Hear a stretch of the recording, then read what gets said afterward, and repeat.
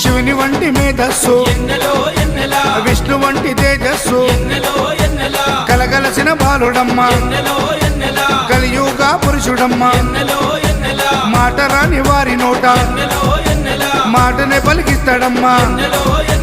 నడవలేని వారినైనా అడవులు దాటిస్తాడమ్మా శరణం అంటే చాలు ఎన్నెలా శరాలన్నీ తొలగిస్తాడు ఎన్నెలా ఎన్నెలా రావణ సందనాలో ఎన్నెలా అయ్యప్పకు వందనాలో ఎన్నెలా రావణ సందనాలో ఎన్నెలా మణికంఠకు వందనాలో ఎన్నెలా